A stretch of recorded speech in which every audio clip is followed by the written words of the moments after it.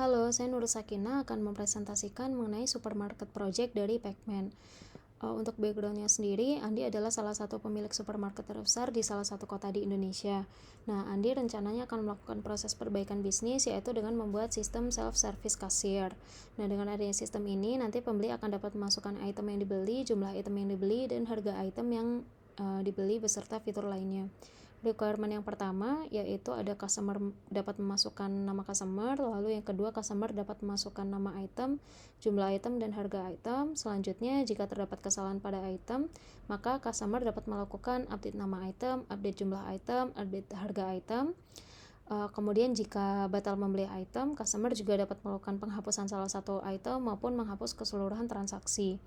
Kemudian jika customer sudah selesai memasukkan data item, maka akan ditampilkan list item belanja untuk pengecekan order.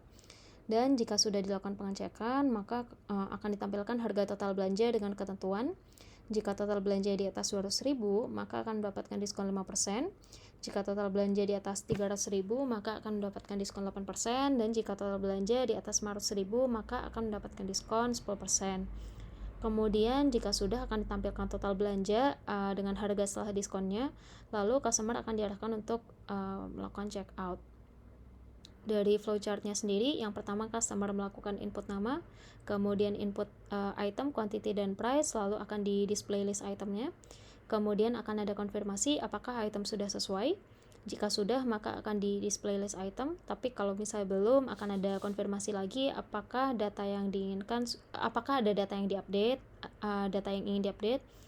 Jika iya, maka akan ada pilihan untuk cancel transaction, berarti ini transaksinya dibatalkan dan program akan selesai dan akan muncul display thank you message. Kemudian ada pilihan juga untuk update item name, update item quantity, update item price, dan delete item dari listnya. Jika sudah dilakukan update, maka akan dilakukan ditampilkan displaynya list item lagi yang terupdate. Kemudian akan ada konfirmasi apakah ingin menyelesaikan belanja. Jika tidak, maka customer dapat melakukan input kembali belanjanya. Jadi jika ada belanja yang mau ditambahkan, bisa ditambahkan lagi. Tapi jika sudah selesai, maka akan di display list item beserta dengan total diskonnya. Kemudian jika sudah selesai, maka dapat dilanjutkan ke proses pembayaran dan juga check out. Untuk programnya sendiri, ini ada dua modul, ada cashier dan modul main.py. Untuk cashiernya ini berisi fungsi-fungsi yang sudah disimpan. Overview-nya yang pertama ini ada fungsi welcome page, hanya pemanis saja di awal, dan juga print name ini juga pemanis saja di awal, tapi di sini sudah ada proses input name. Kemudian ada fungsi init, ini untuk penampung item belanjanya. Kemudian ada fungsi add item. Nah, di add item ini kita bisa menambahkan nama item, quantity, dan price-nya. Lalu di sini juga ditambahkan fungsi try dan accept. Kemudian untuk di selanjutnya ada fungsi show current item. Ini untuk menunjukkan item apa saja yang sudah diinput. Lalu ada fungsi edit nama, edit quantity item, dan juga edit price. Ini sebenarnya tujuannya untuk melakukan pengeditan dari detail itemnya. Lalu selanjutnya ada fungsi cancel transaction. Ini jika ada pembatalan transaksi. Lalu ada juga fungsi remove item kalau misalnya dibutuhkan untuk menghapus item tertentu. Nah, untuk main.py ini adalah modul untuk kita menjalankan programnya, tapi kali ini kita coba jalankan dari Jupyter Notebook karena menurut saya secara tampilan lebih terlihat jelas. Jadi yang di atas ini adalah modul cashiernya. Kita run.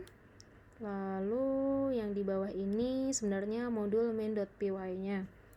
Kita run juga.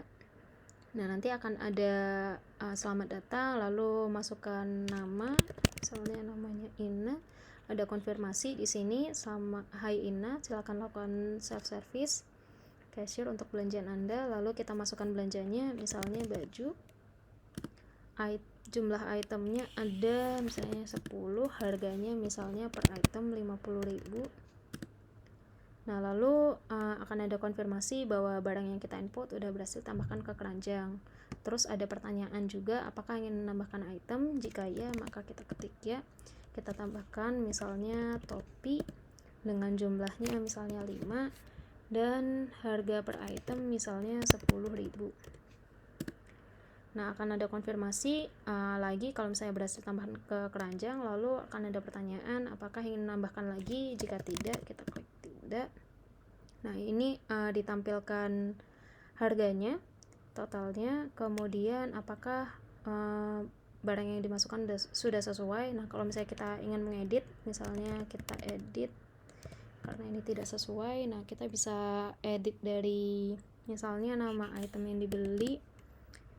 Nah, ini nama item yang ingin diubah yang mana, misalnya kita ubah baju ini salah, sebenarnya nama itemnya dia misalnya dress. Nah, ini sudah terupdate.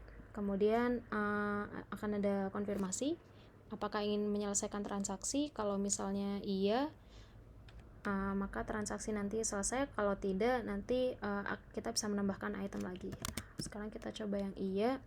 Nah, ini akan ada konfirmasi karena kita belanja lebih dari 500.000, kita dapat diskon 10%, sehingga total yang harus dibayarkan adalah 495.000. Nah, sekarang kita coba skenario-nya yang selanjutnya. Misalnya ini input nama Ina, barang belanjanya misalnya topi, jumlah item 10, harganya 100.000. Lalu kita ingin menambahkan lagi, iya, misalnya kita tambahkan baju misalnya jumlah itemnya 5, harganya misal 40.000.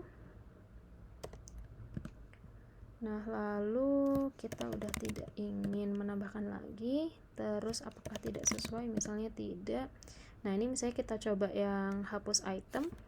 Nah, misalnya kita mau menghapus nama item yang ingin dihapus topi.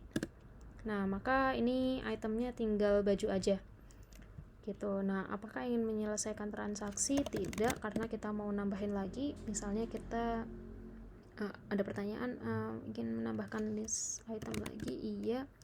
Misalnya kita masukkan lagi barangnya dress, jumlah itemnya 1, tapi harganya misalnya 200.000. Nah, terus apakah ingin menambahkan item lagi? Sudah tidak. Nah, tapi setelah dilihat ternyata apakah sudah sesuai? Nah, ternyata tidak sesuai nih, karena kita ternyata batal transaksi, nggak jadi. Nah, ini kita pilih 5. Nah, sehingga Anda telah membatalkan transaksi dan barang kita sudah 0. Nah, sekian presentasi dari saya. Mungkin sebenarnya kedepannya kita juga bisa improve.